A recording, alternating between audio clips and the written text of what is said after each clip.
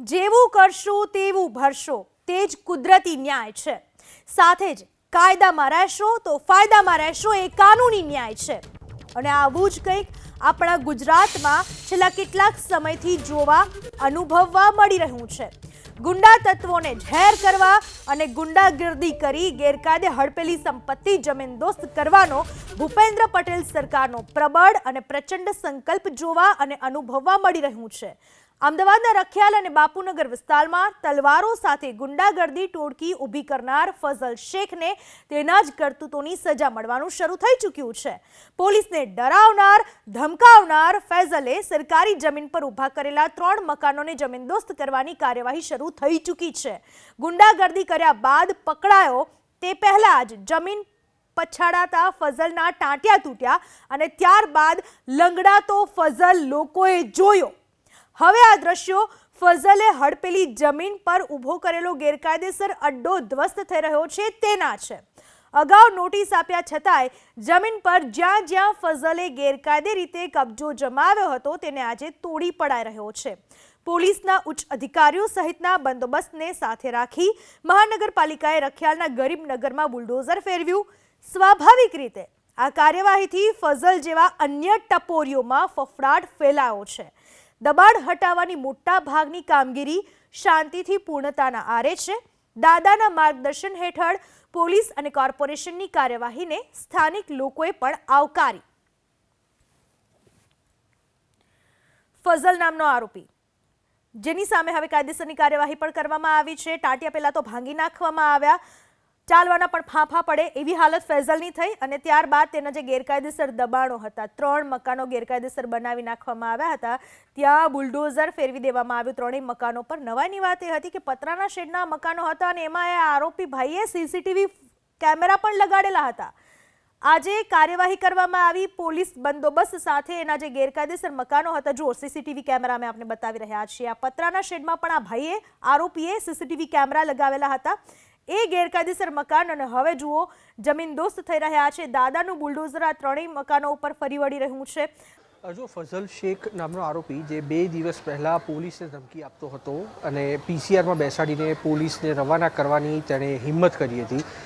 2 કલાક પહેલાં પરિસ્થિતિ કંઈક અલગ પ્રકારની હતી અને હવે 2 કલાક પછી અમારી પાછળના દ્રશ્યો અહીંયા આગળ આપણે બતાવી રહ્યા છીએ કે જે તેને 3 અલગ અલગ ગેરકાયદે ઠેકાણા અહીંયા આગળ ઊભા કરેલા હતા. ત્યાં આગળ બુલડોઝર ફેરવી દેવામાં આવ્યું છે અને પડ્યો છે તો માત્ર તેનો કાટમાળ. જે 3 મકાનો અહીંયા આગળ ફઝલ દ્વારા ઊભા કરવામાં આવેલા હતા તેને સંપૂર્ણ રીતે જમીનદોસ્ત કરી નાખવામાં આવ્યા છે. એટલું જ નહીં, તેનો જે ઘન કચરો છે તેને પણ ઉપાડવાની કામગીરી અમદાવાદ મહાનગરપાલિકા તરફથી અહીંયા આગળ શરૂ કરવામાં આવશે થોડીક ક્ષણોની અંદર. પણ એક સ્પષ્ટ મેસેજ છે, જે રીતના ડીસીપીએ પણ એબીપી સાથેની વાતચીતમાં કહ્યું કે પોલીસનું મોરલ ડાઉન કરવાનો પ્રયાસ કરવામાં આવે તો તે ક્યારે પણ સાખી ન લેવાય. અને આપ જે સીસીટીવી કેમેરાની વાત કરતા હતા તે આ હતો જ્યાં આગળ તે તેના ગેરકાયદે અડ્ડા ચાલી રહ્યા છે અને તેના કારણે કોઈ વ્યક્તિ અહીંયા આગળ પહોંચતું હોય તો તેની પર નજર રાખી શકે. જુઓ ફૈઝલની હાલત પણ તેના જેવી જ અહીંયા આગળ થયેલી જોવા મળી રહી છે. દ્રશ્યો અહીંયા આગળ આપણે બતાવીશું. મારા કેમેરામેન જે આપણે બતાવી રહ્યા છે, દારૂની બોટલો પણ અહીંયા આગળ પડેલી જોવા મળી રહી છે. જે દબાણ અહીંયા આગળ દૂર કરવામાં આવ્યા તે વખતે અહીંયા આગળથી સામે આવેલી છે અને તે જ નશાની હાલતમાં તેને પોલીસને પણ ધમકી આપી હતી. નશાની ધૂંટમાં રહેતો આ ફઝલ છે તેના ઠેકાણા અત્યારે પોલીસ તરફથી ધ્વસ્ત કરવામાં આવેલા છે. દાદાનું બુલડોઝર અત્યારે તેના 3 મકાન પર ફરી ચૂકેલું છે અને તેનો બીજો સીસીટીવી કેમેરો છે તે પણ અમે આપને બતાવીશું, જે અહીંયા આગળ તૂટેલી હાલતમાં પડેલો છે. પોલીસે એક પણ ઠેકાણું તેનું બાકી રાખેલું નથી. આખું જે ગેરકાયદે બાંધકામ મલિક શાહબાદના સ્ટેડિયમમાં અહીંયા આગળ ઊભું કરવામાં આવેલું હતું તે સ્થળો ઉપર પોલીસનું બુલડોઝર ફેરવી નાખવામાં આવેલું છે અને તેની ઘરવખરી છે જે જપ્ત કરવાની છે તે જપ્ત કરવામાં આવી છે. આ સિવાય તેના કાચા પતરાના શેડ છે તેને હજી પણ તોડવાની કામગીરી કરવામાં આવેલી છે. જે રીતના દાદાનું બુલડોઝર જે ગેરકાયદે દબાણો માટે ક્યારે પણ સોફ્ટ કોર્નર રાખતું નથી અને ગૃહ રાજ્યમંત્રી હર્ષ સંઘવી તરફથી આપવામાં આવેલું નિવેદન કે કાયદામાં રહેશો તો ફાયદામાં રહેશો, કાયદામાં નહીં રહો તો તમારી 7 પેઢી યાદ રાખી તે પ્રકારની પરિસ્થિતિ થશે. આ પરિસ્થિતિ એ પ્રકારની છે જ્યાં આગળ અત્યારે મકાન તોડી નાખવામાં આવેલું છે અને ઘર વખરી છે તે અત્યારે અહીંયા આગળ પડેલી જોવા મળી રહી છે. તેનો બીજો સીસીટીવી કેમેરો જેની મદદથી તે અન્ય ગતિવિધિઓ છે તેના પર નજર રાખતો હતો તે પણ અત્યારે અહીંયા આગળ જોવા મળી રહ્યો છે.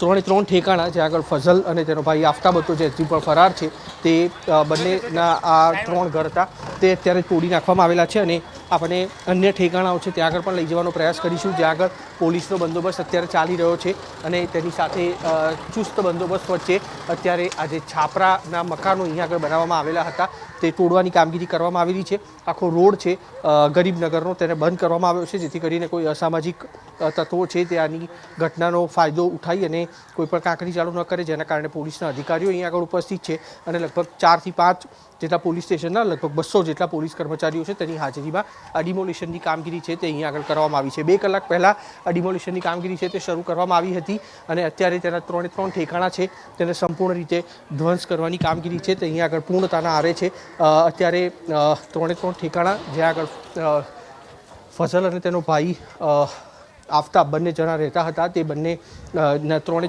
ઠેકાણા છે તે અત્યારે ધ્વંસ કરી નાખવામાં આવેલા છે. આ એ જગ્યા છે કે જે સૌથી પહેલું બુલડોઝર અહીંયા આગળ ચલાવવામાં આવ્યું હતું અને હવે ફરી એક વખત આપણી સાથે અહીંયાના કોર્પોરેટર પ્રકાશભાઈ ગુર્જર જોડાયેલા છે, જેમણે ગઈકાલે પત્ર લખ્યો હતો અને 24 કલાકની અંદર આ પત્ર છે તેનું નિરાકરણ પણ આવ્યું. પ્રકાશભાઈ, ગઈકાલે તમે પત્ર લખ્યો, તેના 12 કલાકની અંદર આની અસર જોવા મળી, કયા પ્રકારની કાર્યવાહી અને આપને શું લાગી રહ્યું છે કે શું ખરેખર આ પ્રકારની ઘટનાઓની જરૂર હતી ખરી? બિલકુલ ચોક્કસપણે જે પ્રકારની કાર્યવાહી 24 કલાકની અંદર કરવામાં આવી છે, ગતરોજ મેં મ્યુનિસિપલ કમિશનરશ્રીને પત્ર લખીને વિનંતી કરી હતી. મ્યુનિસિપલ કોર્પોરેશનનું તંત્ર, પોલીસનું તંત્ર 24 કલાકની અંદર જાગૃત થઈ અને આ દાખલારૂપ કામગીરી આજે કરવામાં આવી છે. આપ જોઈ શકો છો તમામ જે ગુનેગારોના મકાનો છે જે મ્યુનિસિપલ કોર્પોરેશનની જગ્યા ઉપર બન્યા હતા એ તમામ દૂર કરી દેવામાં આવ્યા છે, તોડી દેવામાં આવ્યા છે.